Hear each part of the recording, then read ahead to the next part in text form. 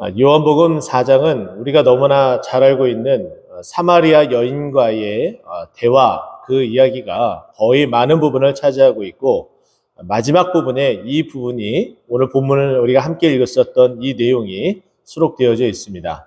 그래서 많은 부분들을 우리가 잘 알고 있는 부분보다는 그렇지 않는 부분을 우리가 함께 보면서 이 요한복음 4장에 있는 내용이 이 사마리아 여인과의 대화, 이 가운데에 있었던 그 내용들을 함께 연결하면서 우리 함께 보도록 하겠습니다.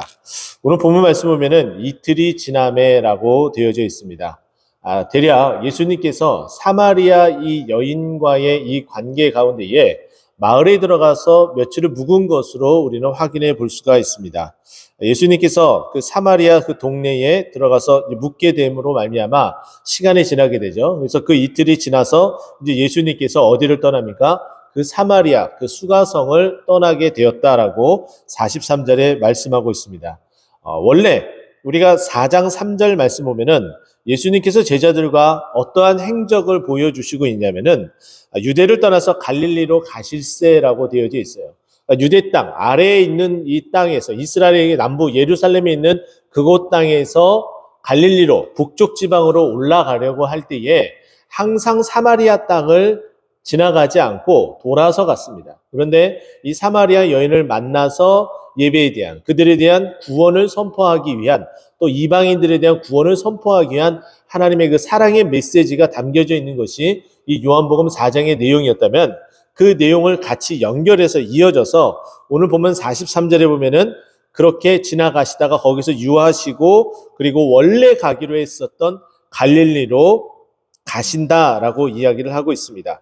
그러면서 갈릴리는 예수님과의 어떠한 이야기들이 이렇게 만들어지고 꾸며지고 있는지에 대해서 우리에게 소개를 해주고 있는데 44절 보면은 친히 증언하시기를 예수님께서 직접 말씀하신 겁니다. 선지자가 고향에서 높임을 받지 못한다. 나는 이곳에서 사람들의 환대를 받지 못한다라고 이야기를 해요. 고향은 예수님의 고향은 태어난 곳으로 추정하면은 당연히 베들레헴이겠죠. 그러면 유대 땅인데 여기서 고향이라고 말하는 것은 어렸을 때부터 자라났었던 그곳을 말합니다. 그 아버지 요셉이 어디 출신입니까? 갈릴리 나세렛 출신이에요.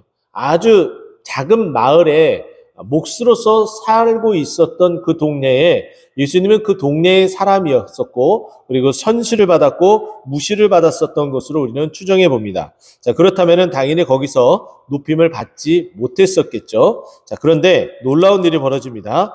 45절 말씀이에요. 갈릴리의 이름에 갈릴리인들이 그를 영접하니 이는 자기들도 명절에 갔다가 예수께서 명절 중 예루살렘에서 하신 모든 일을 보았음이더라. 이러면 만약에 이 예수님을 영접한 사람들이 예루살렘의 명절이라는 기간 동안에 갔다가 예수님을 만나지 못했다면 여전히 배척한다는 거예요. 그래서 가장 중요한 것은 무슨 계기가 됐던 간에 어떠한 연유이든 간에 어떠한 이유이든 간에 예수님을 만나면 배척했었던 것도 다 그 상황이 역전되고 전환되고 바뀌어져서 예수님을 수용하고 영접하고 받아들일 수 있게 된다는 거예요. 그래서 우리는 전도하는 방법 가운데에 빌립 전도라고 있죠. 또 어떻게 이야기합니까? 와 보라 라고 이야기를 해요. 영어로 come and see. 와서 예배를 드리고 하나님의 말씀을 듣고 자꾸 들어야지 그 믿음이 생긴다는 거예요. 그래서 로마서 10장 17절 말씀 보면은 믿음은 들음에서 나며 들음은 그리스도의 말씀으로 말미암느니라. 우리가 예수님을 만날 수 있는 유일한 방법은 말씀으로 우리에게 주신 이 하나님의 이 말씀을 들을 때에 예수님을 만나고 하나님을 만날 수 있어요. 그렇게 만나야 돼야만 우리가 예수님을 영접할 수 있고 믿을 수 있고 그로 말미암아 우리에게 구원이 이르게 됩니다. 그러지 않고 복음을 듣지 못하고 전해 듣지 못하고 이 말씀을 듣지 못하면은 구원이 믿음이 생길 수가 없다는 거예요.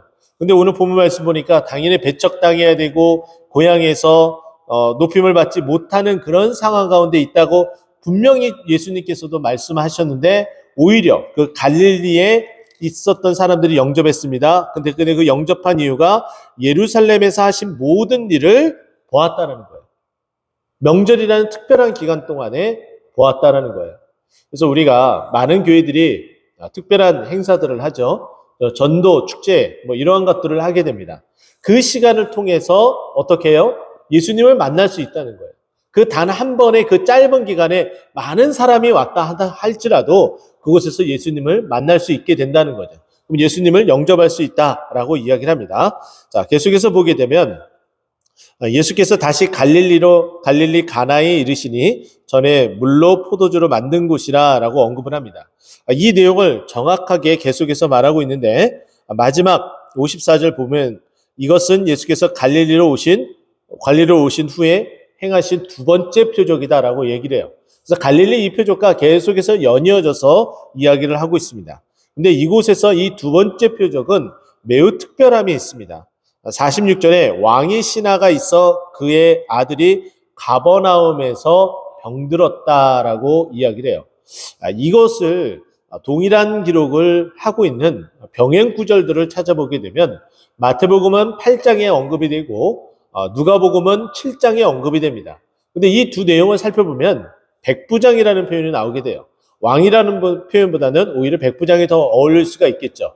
그리고 마태복음에서는 이 백부장이 아들이 아니라 하인이라고 표현해요. 누가복음에서도 하인이라고 표현을 하고 있죠. 자, 그런데 이 하인이 들었었던 이 병을 누가복음에서는 정확하게 어떤 병인지 우리에게 알려주고 있지 않습니다. 정말 또 특이한 것은 누가는 의사임에도 불구하고 그 병이 무엇인지 말을 하고 있지 않아요. 그런데 그 병으로 인해서 거의 죽게 되었음을 말해주고 있습니다. 죽을 병이었겠죠. 매우 힘들고 어려운 그런 고난 가운데 있기 때문에 지푸라기라도 잡는 심정으로 예수님이 오셨다라는 그 소식을 듣고 찾아오게 된 겁니다. 그러나 반면에 마태복음을 보게 되면은 이 병이 중풍병자였다, 죽을 병이 아닌 것처럼 묘사를 하고 있습니다.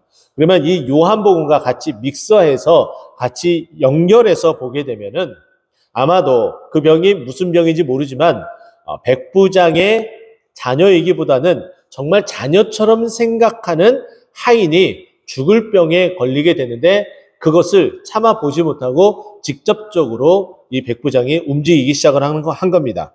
자, 그래서 47절 말씀 보면은 예수께서 유대로부터 갈릴리로 오셨다는 것을 듣고 청하되 내려오셔서 내 아들의 병을 고쳐주소서 하니 거의 죽게 되었습니다. 이렇게 표현하고 있어요. 죽게 되었으니까 단순히 그냥 중풍병이라면은 그렇게 하지 않았을 텐데 정말 죽을 병에 가까운 그 일들이 있었기 때문에 누가도 그것을 그렇게 증언하기 때문에 그곳까지 찾아오게 된 겁니다. 예수님께 찾아오게 되었죠. 그리고 고쳐주소서라고 간절하게 청원을 하고 있습니다. 자, 그랬더니 예수님께서 정말 특이하게 다시 한번 이렇게 얘기합니다. 예수께서 이르시되 너희는 표적과 기사를 보지 못하면 도무지 믿지 않는다. 내가 계속해서 표적과 기사를 보여줘야지 너희가 믿는구나 라고 이야기를 하죠. 요한복음에서도 우리가 첫날 말씀드렸던 것처럼 이 표적을 통해서 예수 그리스도가 하나님의 아들 그리스도이신 것을 믿게 하고 그 믿음으로 말미암아 생명, 영생을 얻게 하기 위해서 이것을 기록했다라고 말씀하고 있어요.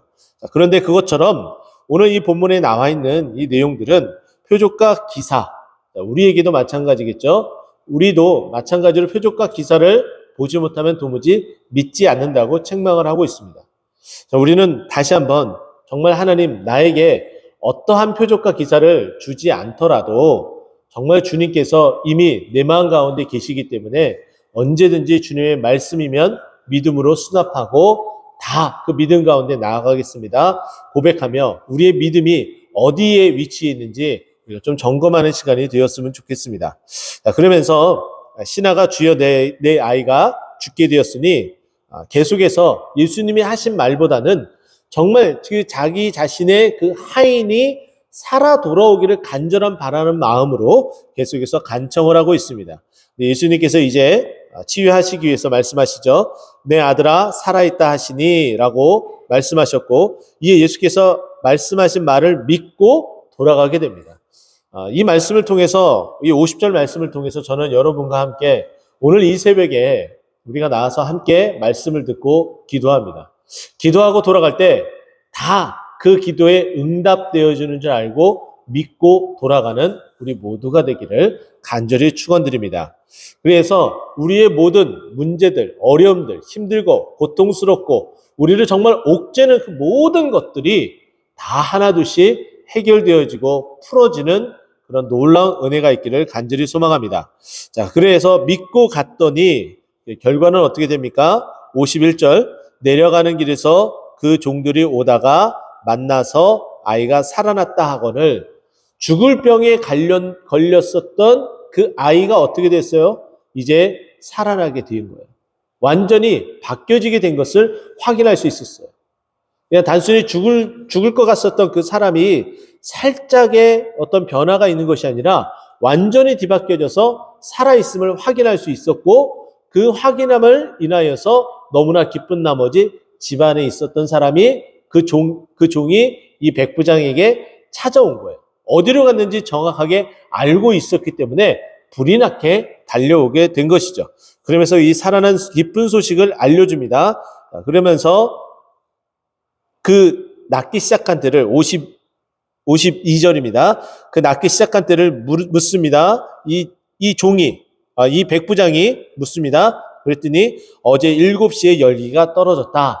거리가 상당히 떨어져 있었던 터에 돌아오는 길에 만나서 그것을 묻게 되니까 열기가 떨어지게 되고 그 열로 인해서 죽을 뻔한 이 아이가 살아나게 되었음을 말하고 있습니다.